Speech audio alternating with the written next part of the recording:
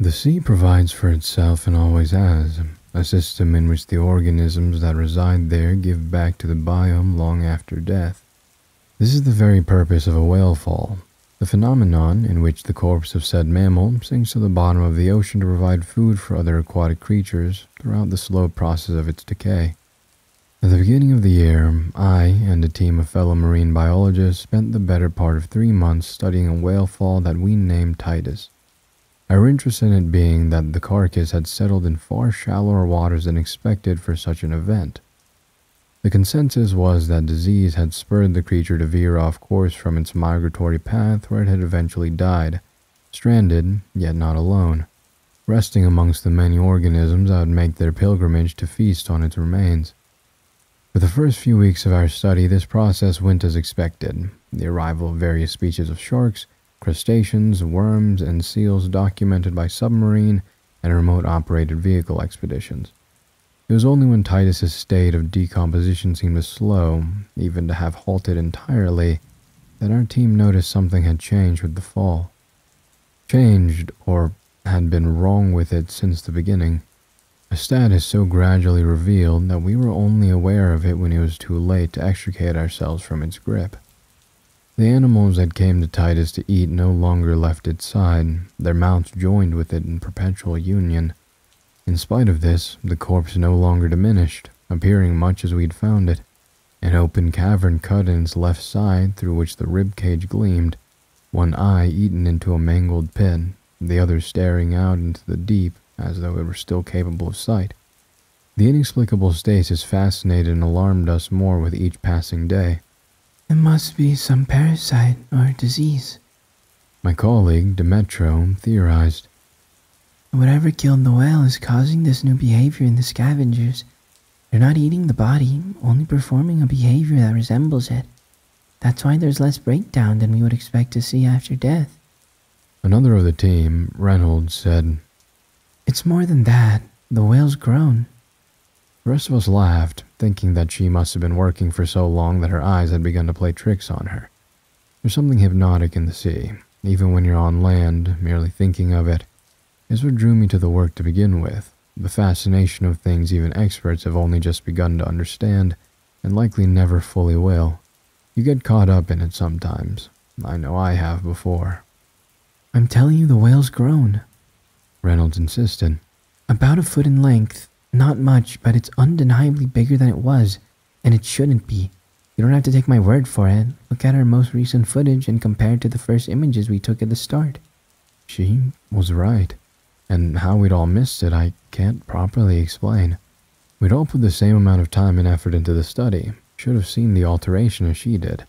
But then, perhaps we had, and simply had not wanted to consider the implications of the fact, the weirdness of it all. Parasites, Demetrio said again, with satisfaction. They're bloating the tissue, making it look like it's expanded. Reynolds shook her head. No, that's not it. You can see that none of the animals around the whale have died or even lost significant weight, and what little they have shed isn't from starvation. Then what? I asked. I already knew what she was about to say, but it was so impossible that I didn't want to voice it myself, to suggest it was a reality. Titus is feeding on the animals attached to it, said Reynolds. Don't ask me how, but it is. It's not the whale. Demetrio insisted sharply. It's dead. Something inside it is preying on the scavengers, maybe. But why would you think that it's the whale itself? This Reynolds couldn't answer, but there was a conviction in her eyes I knew could not be argued with. We'll send the ROV out there for another tissue sample, I said. Then we can analyze it and see what's changed. To prove who's right, I wanted to say, but didn't. The other members of the team agreed that this was the best approach, being that it was the least invasive option and safest for all involved. Reynolds, however, wasn't satisfied with the suggestion. I want to get closer, he said. I need to see for myself what's happening. You mean take the submarine out there again? I asked. I mean, sure, we can do that eventually, but the ROV will give us a lot more useful data.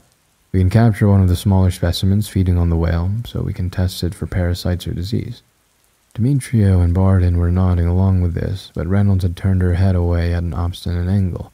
a muscle in her jaw twitching savagely. "Look," I said. "Our last expedition was barely 2 weeks ago. I doubt that anything will have come about since then that's even visible to the naked eye." Reynolds drummed her hand on a nearby desk. We could dive down to it, she said. "The water is shallow enough." "Not a good idea," said Barden. "And there are sharks and other predators feeding on the whale that might turn on us if they feel like it. I mean, I've dived with sharks before, but it's not something I'd recommend outright. They're unpredictable. Besides, we could end up disturbing the other scavengers, disrupting the natural process. It'll alter our findings." Reynolds got up from her chair and began to pace the laboratory, Barden watching her with a pensive disquiet. "No dive," I said. "If Demetrio is right, then it's not really safe to get that close to the whale, even in protective gear. It's better to be safe than sorry. You know that." Watching Reynolds' stubborn face twist, I felt a tug of unease, unable to understand why she was so set on the idea when she knew better. "Fine," she said. "No dive." She went out through the laboratory door, letting it bang shut in the frame behind her. Barden flinched and laughed shakily. "Yikes," he said. "What's going on with her?" "She's obsessed," said Demetrio, her lip curled. "She's barely taken a break since we started, skips meals, doesn't sleep. If you ask me, it's not about the work at all." "What do you mean?" I asked. "You're thinking mental health stuff, family issues?" Demetrio shrugged. "I don't know, but it's something. The other night she was talking about the whale song we've been hearing on our last few trips, saying she thinks it's connected to the fall. It makes no sense, obviously. You better keep an eye on her, Heaney. You know her better than the rest of us." I sighed, aware of the accusation in Demetrio's voice. "She's your problem," she meant, not ours. "If there was something wrong, then she would have told me," I said. "Reynolds isn't really one for keeping secrets. I think it's just the study, how odd it all is. I can't blame her for being a bit unsettled. I am, too. If there's an infectious disease or parasite situation going on down there, we'll need outside help." "She doesn't think that's what it is, though," said Demetrio. "You heard her. She thinks that the whale's still alive, somehow. You can't tell me that's a normal way of thinking." She looked at me in an almost suspicious fashion, as though she believed that I was implicit in covering up some secret. "I'm sure she's just tired and a bit paranoid like the rest of us," I said. "Let's just leave this for now. We'll send Mercado out in the next few days. Is that okay?" Mercado was our ROV, piloted mainly by Demetrio, who had a background in engineering. "Fine by me," she said, relenting slightly. "But I'm not the problem, remember?" By midweek, we'd set out in RV Sylvia, the team's research vessel, from which we were to direct Mosquito towards the Whalefall. The entire team was restless with nerves and excitement, as we always were when on the verge of some discovery. I caught Demetrio casting Reynolds' discouraging look across the control deck and shook my head at her. Prior to setting out on our venture, I'd pulled Demetrio aside again. "Behave yourself today. We'll be recording the expedition, and besides, there will be other crew members aboard to make sure everything runs smoothly. We don't want to make a bad impression. They already think we're all going a bit mad, cooped up on our own down here in the facility." Demetrio had snorted at this and shuffled her shoulder out from under my hand. "Say that to Reynolds, not me. She'll be the one that embarrasses us all. She's still talking about that insane theory, you know." "I'll talk to her," I said irritably. "But you need to concentrate on your job and not this pointless conflict. You've had a problem with Reynolds for months, since before any of this started, and I'm getting sick of it, Rhea. Remember what's important." Reynolds, for her part, remained quiet as the vessel sailed out from the research center and lowered Mercado into the water. She sat watching the control room monitors as the ROV surrounding filled the screen, leaning forwards with her chin on her fist as the dead whale Titus came into view. The corpse boiled with feasting animals and more circled at a distance, deciding their place on the body. "I still don't understand how they don't starve to death," said Barden suddenly. "At least some of them should have, you'd think." "It's some kind of symbiotic relationship, I'd guess," said Demetrio, turning Mercado slightly to the left. The scavengers will survive until the parasites inside the whale drain them of all nutrition. After that, they'll all die, fall away, and be replaced by the others attracted to the body. Pretty clever place to hide, if you think about it. Lots of live food around. Demetrio talked with a brash confidence I didn't quite believe in. I could see the stiff set of her wry body, the way her left eyelid had begun to twitch at random intervals. She was as lost as any of us in all this, but it comforted her to pretend that she knew better, that we were all fools not to understand it as she did. We all fell silent as we crowded around the monitors, Mercuto's leisurely approach expending the image of the Whalefall. Titus lay like a drunken giant in that orgy of feasting, the one untouched eye gazing up at the camera as though inviting us to join in that revelry. Some of the smaller animals had begun to look noticeably fragile, and it struck me that in the time we'd taken to prepare for our adventure, whatever was in the whale had begun to feed with more rapidity than before. Reynolds was muttering something I couldn't quite discern over the chatter of the others in the room. I'm going to try and get close enough to collect the samples now, said Demetrio. Maybe from 2 different places. What's left of the meat still on the rib cage and the areas where the scavengers are swarming now. They might give us different results. Reynolds twitched at this but didn't speak, and I wondered what she was thinking. Did she really imagine that the whale had materialized this way at the bottom of the ocean? That it was some other entity that merely resembled a whale by chance or cunning evolution? Reynolds always had a fascination with the unexplored quarters of the sea, what lurked in the trenches too far down to probe without diver or vessel being crushed by the incredible pressures of the deep. When we had studied as novices together, she dreamt of stumbling across one of the lurking ancients depicted in sailors' mythology, the first of the modern world to catch a glimpse of them and thus prove their existence. Likely it was this long-held fantasy that had led her to see Titus as such a creature, if indeed that was her belief. I observed her with a new fascination, trying to interpret her slightest move or expression, never quite understanding what I saw. On the monitors, Mercuto had extended its mechanical arm to gather the first cross-section of meat from the fall. Demetrio narrowed an eye in concentration, withdrawing the manipulator back into the vehicle so as to place the sample into storage. Around it, the scavenger stirred, seemingly aware of the interloper. They're curious, said Barton. That's something. We all knew what he meant, having each had the same unspoken worry that the animals would have no response to stimulus, no more than growths on the flesh, yet they did not detach themselves from the whale to follow the robot, only watched as it traversed to their side of the body. All right, said Demetrio. Let's go again. After you do that, see if you can pick up one of the crabs, I suggested, and they're small enough to transport. It was as I said this that a pair of tiger sharks that had been circling the whale turned sharply in towards Mercuto and snapped at it, ripping at the foam on its frame. Stop moving it, I said. They'll probably lose interest. Demetrio obeyed, but the sharks persisted, their attacks not idle interests of animals encountering a foreign object, but those with intent to kill. They're defending the whale, said Reynolds suddenly. They know about us. Titus knows. Don't say that, said Barton. That's ridiculous. But I could tell by the way he was tugging the zip of his jacket up and down that he was nervous. His eyes tracked the other animals surrounding the fall as though beginning to interpret their activity as Reynolds did. Shit, said Demetrio. I'd better get Mercuto out of there. We'll have to come back again another time, or we'll lose what we have already. I watched tensely as the ROV withdrew from the body of the whale, only 1 out of 3 samples collected, its size buffeted by the attempts of the sharks to tear it to pieces. My gaze was drawn back down to the eye of the fallen Titus, the black, alien globe seeming full of paradoxical vitality, and I shuddered, glancing away from it. You hear that? Said Reynolds into the quiet. What's that? Nabbed Demetrio. I don't need to be distracted now. Yet I saw her head twitch slightly as if turning her ear to some subtle noise in the air.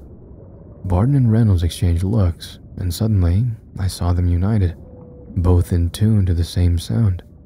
What am I supposed to be listening for? I asked, but then I heard it too. A faint but definite whale song. Every face in that room registered a like recognition, and suddenly I realized the danger of it, wondering how we'd all been led so rapidly into aligning ourselves with Reynolds' frenzy. Let's not overthink it, I said. It's the same school of whales we've seen in the area for ages. Demetrio, how are we doing? We're almost out, She said. Somebody better tell the crew we want to get back to shore. Barton stood, nearly tripping over his feet. I will. He couldn't seem to stand looking at the monitors, shielding his eyes with one raised hand as he scurried out of the room. We were all glad when the screens went off, except for Reynolds, who went across to the glass and touched it, as though she might feel the whale through the surface. Demetrio rounded on me, her expression thunderous. Don't, I mouthed. Not now. Once we were safely back at the facility, I whisked Reynolds away and sat her down in one of the offices. Dina, I said, what's going on? You're scaring everyone with all this stuff about Titus, putting ideas into people's heads that shouldn't be there. She shrugged, sullen and unmoved. I think Demetrio's right. I went on. We need to reach out to disease control. There's something infectious coming off that whale. We've all come into contact with samples of the water and the air nearby. We don't know how it's transmitted, but something's extremely wrong. But not in the way you think it is. What you're saying about the whale itself being alive and doing all this, it isn't possible. I wouldn't say that, said Reynolds. We don't know enough about the sea to know that it isn't a new organism. Who's to say that this whale, or this species that looks like one, isn't mimicking a major food source to call animals to it and provide itself with nutrients? There's not much proof of that yet, I said. Though I suppose it's a possibility. But the way you talk about it all makes it sound like there's something else you think is happening here. Something, well, I don't know, irrational, anyway. Reynolds fidgeted. Not necessarily, he said. I've had this hunch since all this started. Everyone has. They just don't want to admit it. I think the whale wants things to be part of it for other reasons than eating, like anglerfish fusing during mating to ensure they can breed when mates are scarce. But rather than breeding, the whale wants to expand itself. Just one organism made of many, growing and growing its territory. And this is intentional, you think? Instinctual, definitely. Intentional, maybe. Whales are intelligent. Why couldn't whatever Titus is be as well? I closed my eyes, feeling all the sleep I had lost through the project catching up with me. I don't know what's worse. The thought that the fall knows what it's doing, or that it's just doing it as a survival mechanism. Not that I even hold with this theory, obviously. I added rapidly. I'm more inclined to think Demetrio has it right. Just try not to fixate on this too much, or I swear you two will end up killing each other. I spent the next 4 days writing reports and drafting up potential messages to send out if the results of some infection were indeed found in the whale's remains. It was the other members of the team that studied the sample we'd brought up from the ocean, scrutinizing it under microscopes and carrying out as many tests and examinations as the tiny shred of flesh could endure. All the while, Demetrio and Reynolds argued over their findings as bitterly as past lovers, while Barton timidly attempted to mediate. I should have intervened. I don't know why I didn't. After that last visit to Titus, I'd been taken up with a strange lethargic melancholy, prone to spending any breaks from my work on incessant walks along the tattered border of shoreline beyond the facility. There I listened to the song of the whale that seemed always to circle us now, or else to the call of the one we called Titus, if Reynolds was to be believed. I felt a longing for something I couldn't quite describe, a loneliness that my team no longer satisfied, particularly now that they'd grown close in a way I found myself unable to penetrate. Only when, early one morning, I was roused by Demetrio shaking me in my bed, did it occur to me that I'd missed the touch of another's flesh upon mine. Though not in this way, I sensed, but one closer, more intimate than that. Reynolds and Barton are gone, said Demetrio. They've taken the boat and some of the diving gear with them. They carried off the sample with them as well. I slapped both of my cheeks sharply in an attempt to rouse myself. What? I said. Why on earth would they do that? Demetrio's eyes shifted guiltily aside. There was a fight last night, the same thing we've been bickering about for days. The tissue we took from the whale, it's impossible, but our test showed that it was from a still living animal. I said that there must be a mistake, and Reynolds shouted that I was lying to myself and that I knew the same thing she did. I don't remember much of what was said after that. We'd been drinking, there was some pushing each other, Borden getting in the middle as usual. But then he was on her side, saying I had to see it all now and that I should stop struggling all the time. He said it very calmly, like he was trying to make me understand. But I was so annoyed that I told him to shut up and went to bed. Then this morning, they were both gone. Clearly, they're going to dive to the fall. Horror clapped my throat shut, and for a second I only looked about me, wondering how I'd let my team slip into chaos within just a handful of days. Mercuto's still in repair, I said. We'll have to take the backup ROV out with us. There's no way we're going down there ourselves, not even on a sub. I think that's how this happened. We've always gotten too close. After informing the relevant authorities as to what we'd suspected to have happened, Demetrio, myself, and a crew of sleepy-eyed, bewildered mariners boarded the RV Sylvia on an emergency expedition. It was dangerous for us to have taken even this measure, I suspected, but I had to see with my own eyes what had happened to my team, to confirm the theory that had eaten through us all like rot. We found the boat that Reynolds and Barton had stolen, floating to the right of the area in which Titus was situated, unmanned and obviously abandoned. The deck was dry, implying that neither member of the team had returned to it even once from their dive. "Idiots," muttered Demetrio, though she was gray and shaking. "There was no need to sacrifice themselves for this, just to prove a point." I placed a hand on her damp shoulder. Her sweat had the same salt scent as the sea. "I don't think that's entirely why they did it," I said. "And I don't think you do either. You've felt it, haven't you? Something you can't explain calling you out here, down there." Demetrio didn't reply, only stared at the empty boat drifting beside us. "You have," I said. "Just like I have, like they did. You've just been trying to ignore it. They couldn't." I drew Demetrio away from the water, fearing that one of us would succumb to the same urge to pitch over the side of the vessel that had taken our companions. "Let's go down to control," I said. "Let's see what's happened." I and a few curious members of the crew stood watching tensely as Demetrio sunk the backup ROV into the depths with an uncharacteristic reluctance. The black shape of the Whalefall filled the monitors, then gradually the details of its mutilated flesh and those that fed upon it. Reynolds and Barton were amongst those animals, their regulators torn free and cast aside so as to sink their teeth into the whale's hide as best they could. Their limbs kicked lightly at the water, signaling the impossible life that was still in them, despite the absence of air left in their lungs. "Mother of Jesus," said one of the mariners standing behind me. "What the hell is happening?" "Get closer," I said to Demetrio. "I need to see their faces."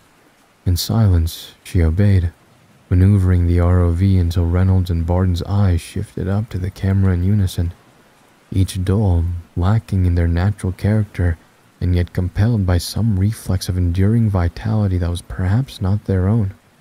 It was as the ROV turned this way that I then saw that the mouths of our lost crew, like those of the scavengers around them, had grown into the flesh of which they feasted, fused with the great whale, all of them one. The eye of the fallen Titus watched us withdraw, and before the monitor shut off, I swear I saw it move. What happened after that I can describe only vaguely, being that myself, Demetrio, and the crew of the RV Sylvia were all placed in urgent quarantine by government forces the moment we stepped foot on land. We were aware of the area being closed off to the public, air and sea crafts of endless variety swarming the waters at a safe distance from the fall.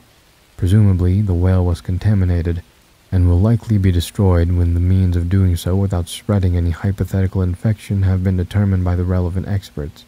Reynolds and Barton are considered legally dead, a fact one of the doctors on this lonely ward confided in me through pity, I suspect. I don't believe any of the government scientists understand what we discovered in the ocean, and perhaps only those joined with the Whalefall could ever with any true clarity. The experts only know enough of its effect and their contagion to have separated my colleagues and I from one another in a guarded hospital somewhere very far inland. This was done to protect, isolate, and most importantly, to study us. We few touched by the whale's influence to have survived. How long they intended to keep us here, I do not know, nor will my keepers tell me. Perhaps when the whale is no more than an account guarded and concealed from public knowledge, having been blown apart by military explosives or brought up to the surface to burn. When this occurs, I wonder if I will know, if I'll sense it in the end of my connection with the whale, or if, like the after effects of my illness, my experience will go on, my mind and sense of self ever altered by it. I still hear whale song frequently, likely only hallucination now, and yet it's real enough to me.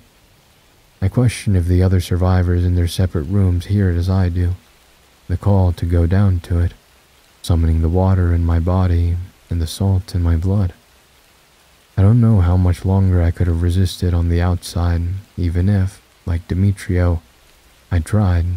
Days, I think, no more. Though I know now what would have become of me once I joined with that cult of flesh, I still can't help, in part, but want to meld with the great many that is the whale Titus and his thralls. For in my death, or half-death, life in all its beauty and horrible mystery would have persisted through me. What a spooky ocean story. When I was younger, back when like YouTube first came out, I was alive back then, though I was very young. And back when YouTube was light mode, it had the shiny little red box thing, very different logo, very different website. Back then, there was a lot of these videos with the red arrows and stuff that had ocean creatures that we found and stuff, Kraken, Megalodon, etc. And, or sometimes it would be like this picture of the ocean with like this silhouette of some massive serpent or some creature of sort. And I'd watch these videos. Some of them I thought were true. I mean, I was a child at the time, and it would be like this underwater video of like this massive shark thing. It wouldn't be the actual video of a shark, but it would be like the underside of a shark that was just absurdly large.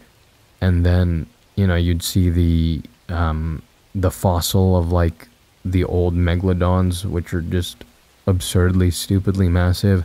It's like the fossils of the Titanoboa.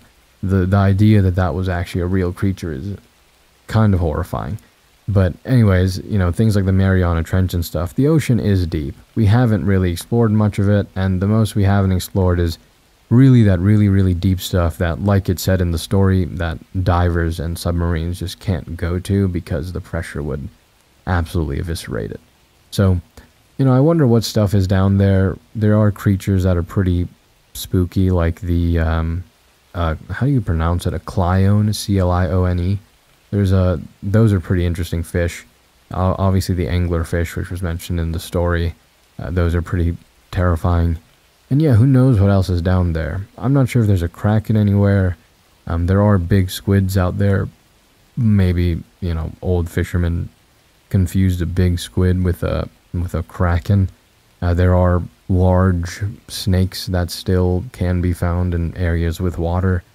But yeah, the ocean is a pretty interesting and scary place, and at this moment in time we have more capacity to explore this space.